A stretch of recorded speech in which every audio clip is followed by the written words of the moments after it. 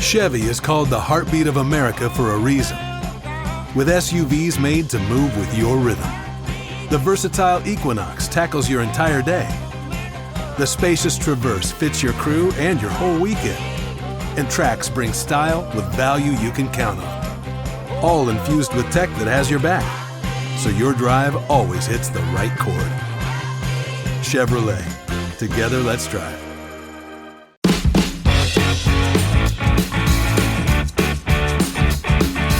Você está escutando Lideraí, o seu podcast de liderança.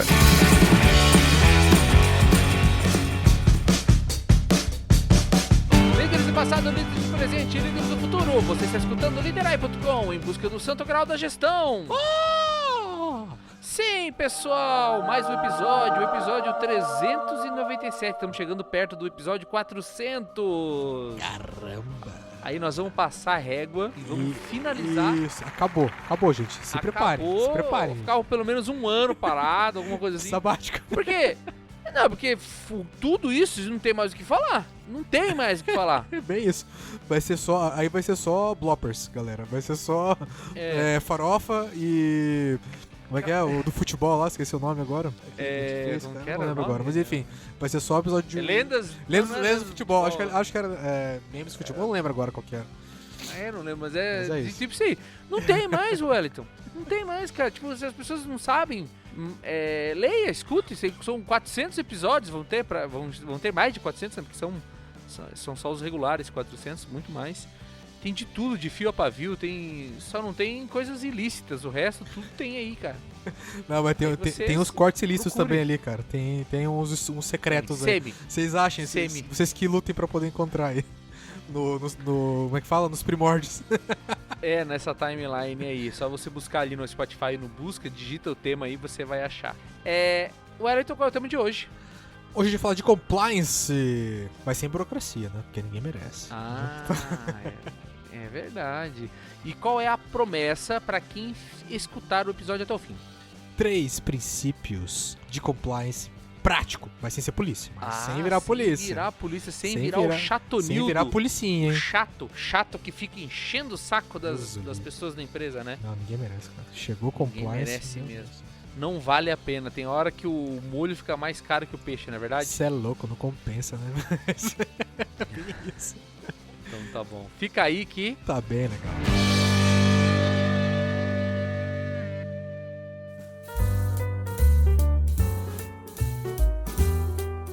Bom, nesse primeiro bloco a gente faz aqui a nossa metáfora, né? Regra demais ninguém segue, regra certa vira cultura. É verdade, de fato, Wellington, que quando a gente cria muita regra, as pessoas nem sabem que regra que elas têm que seguir, de tanta regra que tem. E às vezes uma regra fica em conflito com a outra, né, cara? E é uma coisa de maluco, né? E isso é uma coisa legal porque às vezes quando a gente tá falando aqui de compliance, necessariamente as pessoas acabam pensando em coisas anticorrupção. Uhum. Só que compliance, se você for no pé da letra, é seguir a regra, fazer o certo. E fazer o certo está desde o impacto de não fazer certo, pode ser um ato ilícito, mas também pode ser uma falha operacional. Pode ser imperícia, né? Também. Exato. Pode ser também só uma cagada menor lá. Por exemplo, o cara esqueceu de mandar um arquivo, o cara não pagou um boleto. Pode ser uma coisa menor, né? E quando a gente tá falando aqui de que regra demais ninguém segue e a regra certa vira cultura, é que de certa maneira é a missão de todas as empresas estabelecer uma cultura que as pessoas sigam os processos. E nós naturalmente vamos ter a natureza de não seguir o processo, de querer achar um jeito mais fácil. Esse batido de coração de achar o jeito mais fácil de fazer, se bem direcionado como melhoria contínua, ótimo. Porque é a vontade, é o bichinho que morde com a vontade de otimizar as coisas. Às vezes motivado por preguiça, é verdade. Mas é legal, porque daí você quer gastar menos esforço pra fazer. Claro. É louvável. Não é ruim. Contanto que a gente entenda quais são os limites para que essas coisas não deem errado, né? Sim, e tem uma coisa que a gente tem que tomar cuidado, cara, porque quando a gente tá falando de regras de negócio, ou as regras do jogo, a gente não tá falando sobre engessamento, mas a gente tá falando sobre proteger a empresa no longo prazo. Então a gente tá falando de garantir que a empresa possa perpetuar. Então, então quando você coloca uma regra, por exemplo, olha, a gente só faz pagamentos de coloca alçada de pagamento ali até X mil reais ali para cada cargo. Não é de graça aquilo, não foi porque sim, não foi da cabeça de alguém. É porque possivelmente naquele negócio, naquele segmento, naquele momento faz sentido ter esse tipo de trava. Pela própria segurança e pela perpetuidade da empresa. Então, o compliance serve mais como um guia, ou deveria servir mais como um guia do que como algo pra gente falar, porra, são os caras chatos compliance, você tem que fazer isso aqui porque senão vai cair no compliance, sabe? E realmente a gente tem que entender que isso aqui são só formas de a gente garantir que a gente tá fazendo o que precisa ser feito, da forma certa. Entendeu? E são as regras da casa. São as É. regras da casa. É. A mesma regra de compliance que define que você não deve aceitar, por exemplo, um presente de um fornecedor, é a mesma que tem lá no McDonald's, que quando o cara for no banheiro, o cara que monta o teu sanduíche, ele tem que lavar a mão. É tipo isso, cara. Tudo é regra, simples entendeu, assim. Wellington? Só que o impacto do cara do McDonald's que não lava a mão é ele montar o hambúrguer que você vai comer com a mão de cocô. E o impacto de você aí que quer sair pra jantar com o fornecedor é a imagem da empresa, ou isso te interferir na tua tomada de decisão. Então, às vezes o fruto final daquela regra necessariamente não é só para não ser uma lava-jato, entendeu? É seguir a regra. É mais simples do que parece.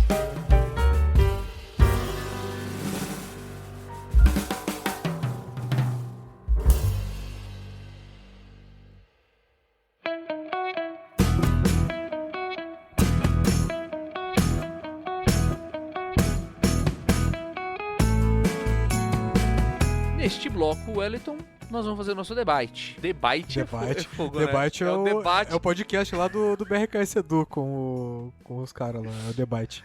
É o debate baseado em bits e bytes, né? Tem gente que não sabe a diferença de bit e byte e tá aí dando risada. ó. Vocês ficam Aí na espertos, hein? audiência aí. Vocês ficam Vocês espertos. estudam. Vocês estudam que vocês não sabem a diferença de bit e byte, que eu tive que aprender. Hoje em dia não serve pra nada, mas eu aprendi isso aí. E também a linguagem hexadecimal, tá? Nossa, Quero saber esse se você aí, sabe. duvido. Os engenheiros vão saber, mas olha, o resto aí eu... Ah, os engenheiros de um pouco mais de uns 10 anos pra trás, porque os de hoje em dia não sabem não. eu não sei Não como sei. não sei como é que tá a formação É. hoje também. Não vou chutar aqui. Mas assim, compliance é design de comportamento. Ou seja, de alguma forma é o conjunto de regras que acaba moldando a forma que a gente espera que as pessoas se comportem. E quanto mais isso solidificar, mais eu gero cultura e é o jeito de trabalhar. O que eu tava pensando aqui, quando a gente fala de design de comportamento, acho que a palavra design é muito bem colocada aqui, né? Porque é o desenho de como que as coisas... O desenho da expectativa sobre como as pessoas deveriam agir em relação às regras de negócio da empresa, né? Mas só que tem uma coisa... No finalzinho tem um negocinho ali, um abraço pro David Jones. Mas no fundo as pessoas sempre dão um jeito, né? As pessoas Sim. elas dão um jeitinho.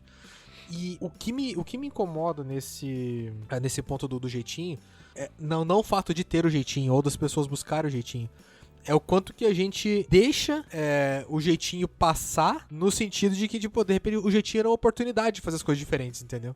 E o quanto que a gente não se questiona do falar, pô, mas por que todo mundo tá fazendo desse jeito? Por que ninguém segue o processo? Porque talvez o processo também seja defasado de acordo com o momento, alguma coisa assim, né? Sim. E eu acho que a gente se questiona pouco sobre isso, apesar para quem é o dono, para quem é o guardião do método, o cara que é guardião do compliance, ele não quer que as coisas mudem também, entendeu? Então, Tem um livro que fala assim, como que era? Mais ética, menos compliance. Era um livro, porra, sabe? do caralho, eu já gostei. É. Mas eu discordo. E eu concordo que o Caruso também discordava e eu entendi o ponto de vista dele e eu continuo erguendo essa bandeira. Por que, Wellington? Quando você fala mais ética, menos compliance, você tá querendo dizer assim, a gente pode flexibilizar as regras porque as pessoas sabem como funciona. Ah, tá. A gente tá partindo do pressuposto que as pessoas têm maturidade pra isso. Exato. E daí o problema é que a ética das pessoas é muito volátil e elas não são também comparáveis. Concordo. Agora, quando você tem mais compliance, que são regras bem definidas, eu dependo menos do discernimento das pessoas. Então eu não dependo da ética individual. Então, isso me faz pensar que o ponto central é que as regras sejam mantidas. Então, a gente acaba até com esse conjunto de regras muito bem estabelecidas e forçando as pessoas a trabalhar, você acaba moldando a ética delas, ao contrário. Então, eu diria, refazendo a frase do livro, eu diria assim: com mais compliance, construímos mais ética. Então, naturalmente, assim, muitas pessoas que às vezes nunca tiveram esse contato de discernimento, de entender que uma condição é errada, de tanto ela trabalhar dentro de um conjunto de compliance bem claro, ela acaba melhorando a ética dela, muda o jeito dela. É quase uma educação em casa, né? É quase você sendo educado pelo exemplo. Quando você faz alguma coisa, teu pai vai lá e corrige, ou tua mãe vai lá e corrige, e aí, de tanto você ser corrigido, você criou a tua cesta de valores ali e crenças, e realmente é um caminho. E por quê? Porque o jeitinho e o desvio ético, ele prospera onde o líder fecha o olho, onde o pai não educa, onde criam-se as lacunas. Então o líder tem que estar de olho aberto e ser o guardião das regras, porque só através da instituição, cumprimento estrito das regras, é que você vai desenvolver e melhorar a ética de todo mundo.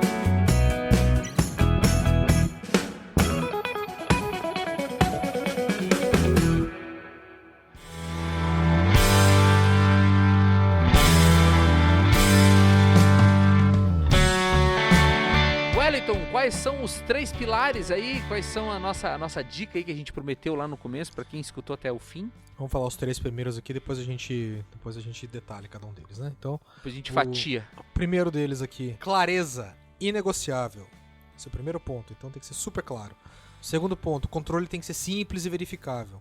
O terceiro ponto, tem que ter consequência. Isso é então, muito bom. Não dá, não tem como. Porque de fato, se você não tiver consequência, não adianta. Qual é o porquê?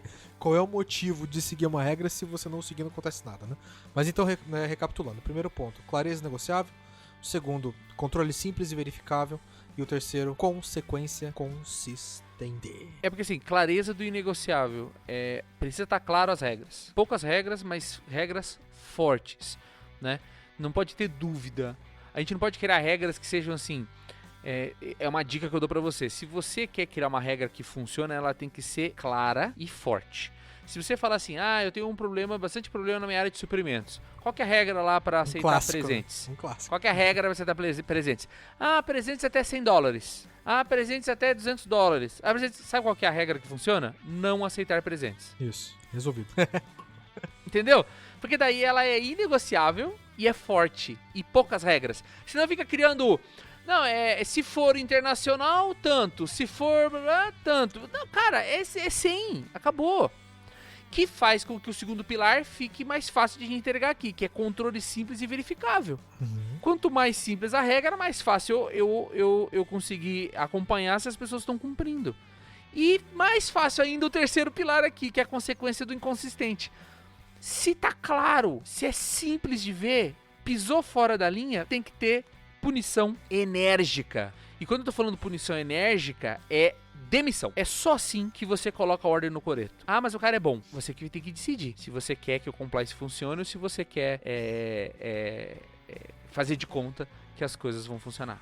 Não, e aqui, especialmente nesse último ponto da consequência, imagina que o compliance é a primeira e a última linha da empresa. Quando você assina o contrato de trabalho, você recebe lá um manual de conduta, você tem um contrato, né, por exemplo, você entra lá falando que você não vai fornecer dados comerciais da companhia ou dados sensíveis da companhia. Você vai lá e faz isso. Alguém te pega compartilhando os dados ou segredos da empresa.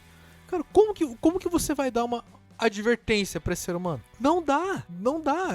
Você simplesmente descumpriu uma regra fatal, cara. Então, não tem muito o que fazer. Ah, mas pô, se for uma coisa mais simples, mas aí a gente vai entrar de novo no negócio da clareza, cara. Porque a gente já falou o que não pode fazer. Você tem um contrato de trabalho, você tem um manual de conduta, você tem um manual de compliance, tem um monte de coisa lá pra você seguir. E quando você deixa as regras mais curtas, mais claras, mais objetivas, você tem alguém que de fato é o guardião disso, que é o que a gente falou no episódio lá dos indicadores, alguém que tá cuidando disso, que olha pra isso, monitora, acompanha. E aí você tem, de fato, quando acontece alguma coisa, você toma uma atitude, que é aquela que a gente tinha falado, se você tem um indicador que não serve pra nada, não tem porque ele existir. Se ele não tem nenhuma ação ligada àquele controle, não tem porque ele existir. Agora aqui, você tá vendo. Ah, você teve esse mês aqui 5 ocorrências aqui dentro do compliance. O que você fez? Aí você, dono da área, você fala, pô, essas 3 aqui, ok, beleza, se for o caso, dependendo da gravidade ali. Agora essas 2 aqui eu não tenho como. Eu não tenho o que fazer, eu preciso tomar uma decisão mais enérgica mesmo. Então, entender que a área a área ou a atividade ou o processo do compliance em si, ele é a última barreira da empresa, cara. Então esse cara é o que define se a empresa vai sobreviver ou não na prática, entendeu? Porque imagina se isso aqui não tem como ser uma democracia ou uma anarquia e cada um faz o que quer, entendeu? E não tô falando de execução, né, de hierarquia nem nada, eu tô falando sobre as pessoas garantirem que tudo aconteça. Imagina, é a mesma coisa. Regra de condomínio, cara. Você depois das 10 horas não pode fazer barulho. Se você não faz isso, toma multa, entendeu? É simples assim, cara. É o compliance, cara. Isso também é compliance, entendeu? São só as regras do jogo. Então as coisas podem... É só colocar pra funcionar. Gente, pô, é brincadeira. Enfim, mas da minha parte é só aqui tentar garantir que as coisas fiquem tranquilas. Então, só pra gente poder reforçar de novo os pilares, né? Clareza do que é negociável, né? A clareza e transparência aqui sobre o que pode e o que não pode fazer. Especialmente o que não pode, né? Controles, pra gente poder garantir que as coisas aconteçam. E o terceiro ponto aqui é que a gente tenha uma consequência sobre isso.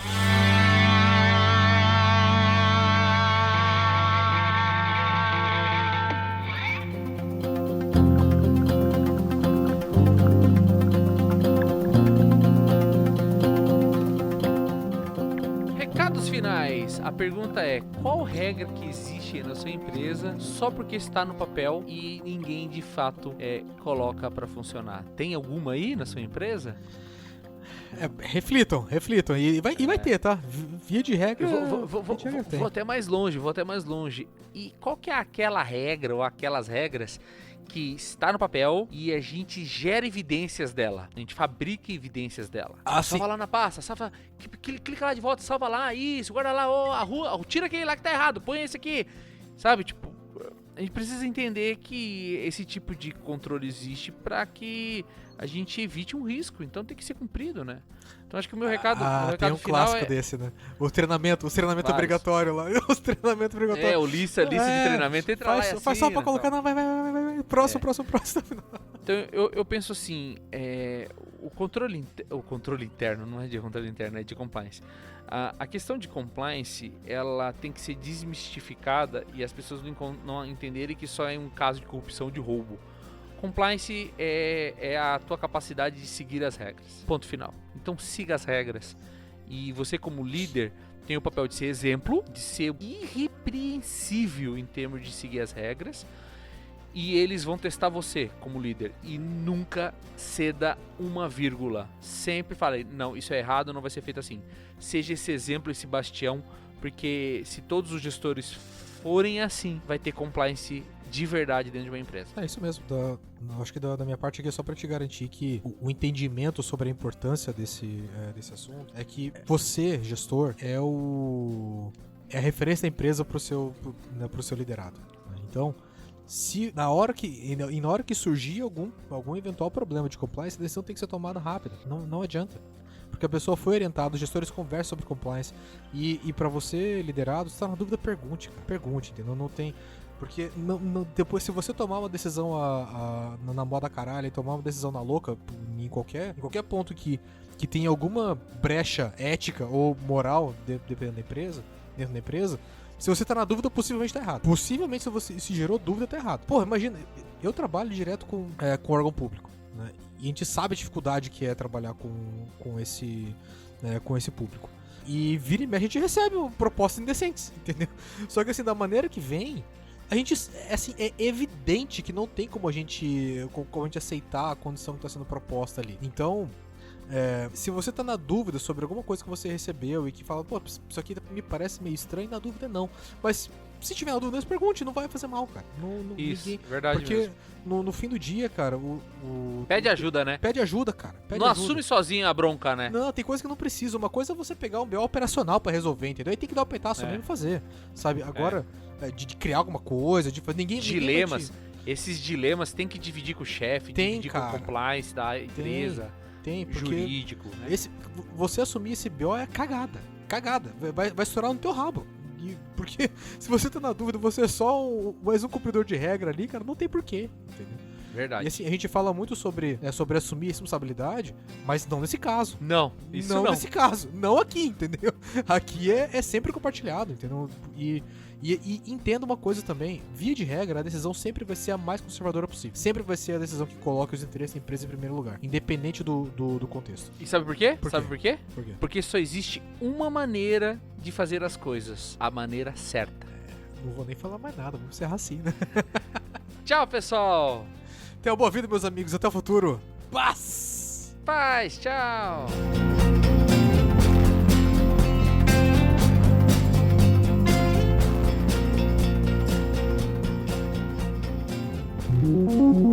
Lideraí Podcast, o seu guia de liderança corporativa. Gostou do nosso conteúdo? Acesse lideraí.com, onde você pode encontrar o que há de melhor sobre liderança.